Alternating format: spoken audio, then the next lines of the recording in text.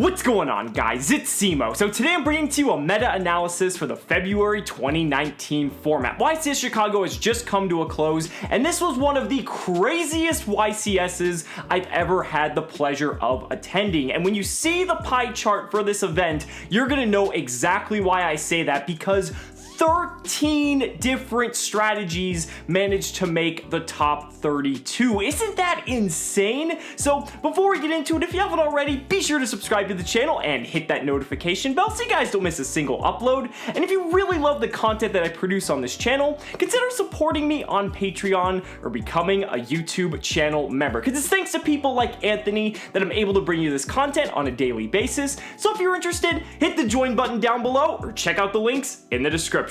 But without further ado, let's go ahead and get right into it. So here is the top 32 breakdown for YCS Chicago, and holy shit, look at all the different decks that are in this pie chart. This has to be one of the most diverse top 32s I've ever seen in my life, maybe one of the most diverse top 32s ever, but that is so crazy. This new ban list definitely made an impact, and I'm really glad to see that we have so many different strategies that are actually able to be played. Now, obviously, there's going to be some that are better than others, because you can see how, two strategies in particular are taking up about 50% of the pie chart, but that doesn't mean that you have to play one of those two decks to actually see success in this format. Any of these other decks, and there were plenty of others that made day 2 as well, had a very good chance of making it into this top 32. So that kind of just goes to show the diversity of the format we're going to be entering, and we have this to look forward to for the next couple of months. Now, I might make this meta-analysis 2 parts, because I don't know if I'm going to be able to cover this entire pie chart in a single video. So for this video, I think I'm going to go ahead and talk about kind of the big highlights of the event, as well as the top decks that we've known from the previous format, to discuss their performance. So first and foremost, the star of the show and the deck that ended up taking first place was Lunalights. Yes, Raphael Neven, all the way from Europe, came and took first place with Lunalights. Now, there's multiple people playing Lunalights because it was a strategy within a specific circle that this team figured out was really viable. And I want to dispel a couple notions about this deck, because I see a lot of people talking about, oh, this is just a deck that plays a bunch of danger cards and it plays stuff like Azathoth and all these things, and then it just has some Lunalight cards in it that are like the supplementary engine.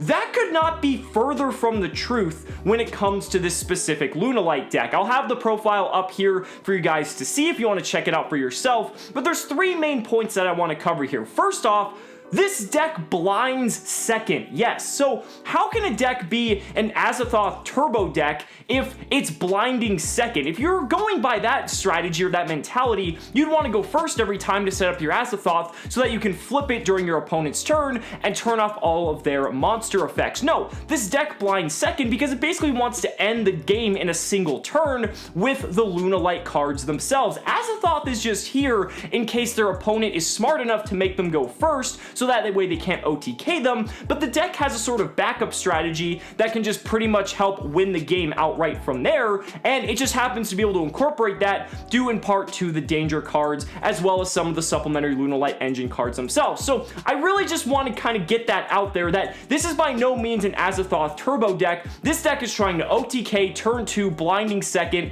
every single game it can.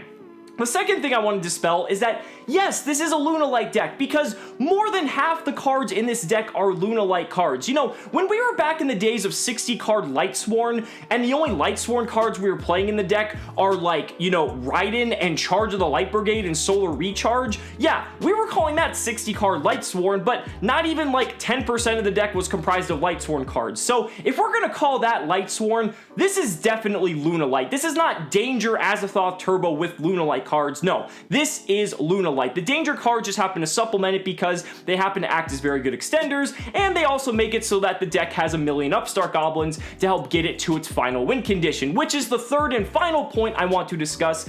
The deck's win condition is a Lunalight card, so how could it be that, you know, it's a Danger Azathoth turbo deck if the way this deck wins is to summon this beast of a fusion Lunalight card and to just completely push your opponent's shit in when they basically can't do anything, thanks due in part to the way the Lunalight cards interact with one another and prevent your opponent from activating cards and effects during the battle phase. Like, this was just such an amazing call because we're in a format where it seemed relatively slow based off of the hits we had on the prior ban list. Hand traps didn't seem to really be like too effective against the top decks, but this gave this very small opportunity for combo decks to emerge because people might not be playing as many hand traps, so that players like this playing Lunalight or other combo-centric strategies, which we'll discuss later on as well, had this opportunity to blind second and to be able to just completely shatter their opponent's hopes and dreams by just OTKing them on the following turn. It was just an incredible call. The deck is super cool, and again, I'd highly recommend checking out that profile if you haven't already. Congratulations to you, Raph, and it was also a pleasure to meet you at YCS Chicago.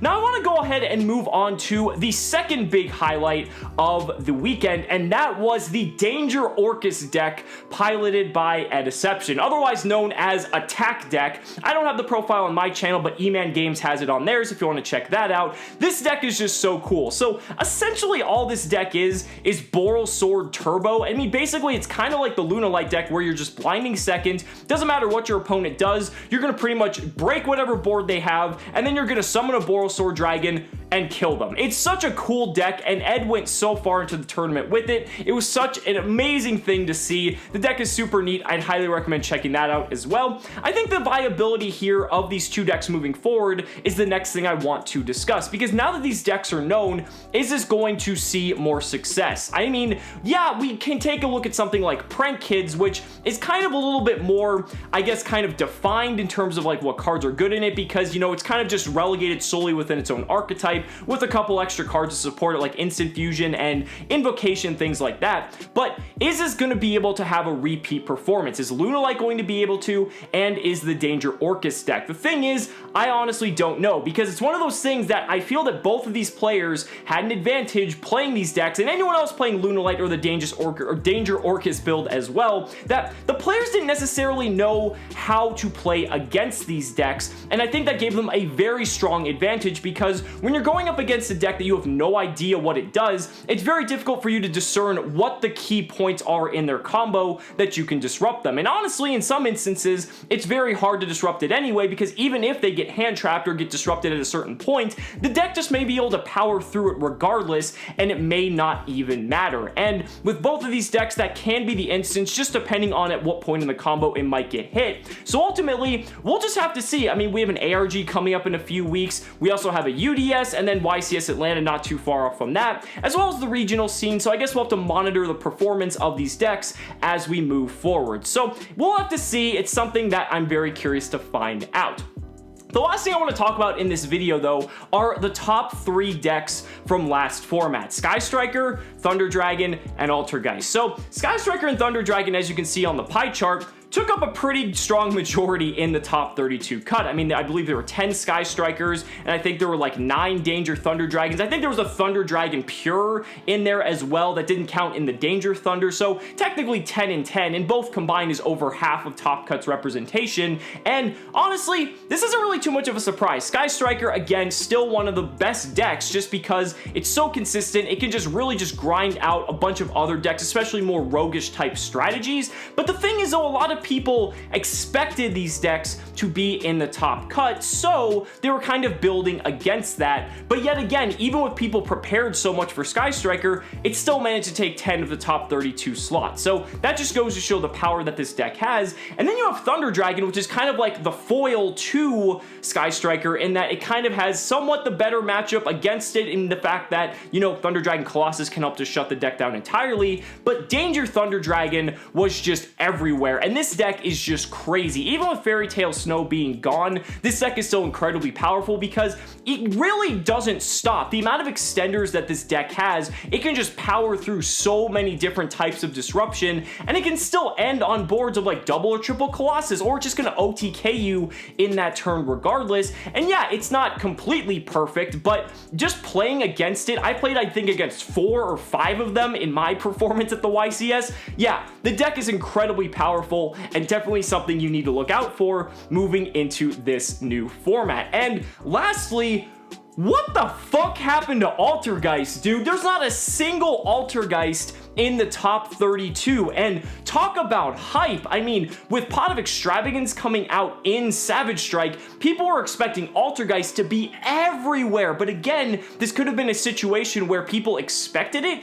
so people were preparing to play a lot of Altergeist. And at the same time, while Altergeist is a very strong deck, I feel the biggest weakness of Altergeist is the fact that going into games 2 and 3, there are so many cards that players can side deck for it to make that matchup so much easier. Red Reboot, evenly matched, you know, Pankratops, Twin Twister, Heavy Storm Duster. There's just card after card after card, depending on the type of deck that you're playing, that really Altergeist loses its power in the later stages of the game, and that honestly might be why we didn't see a single one make the top 32. Now, there were plenty in attendance, don't get me wrong, some were definitely at day 2 as well. I know because DZeef was there and almost made the top 32 alongside with me, but man, I did not expect 0 to make the top 32 cut. That is just absolutely astonishing and really goes to show just the kind of format that we are currently in. So guys, that's gonna wrap it up for this part 1 of the meta analysis. I'm gonna do a part 2 discussing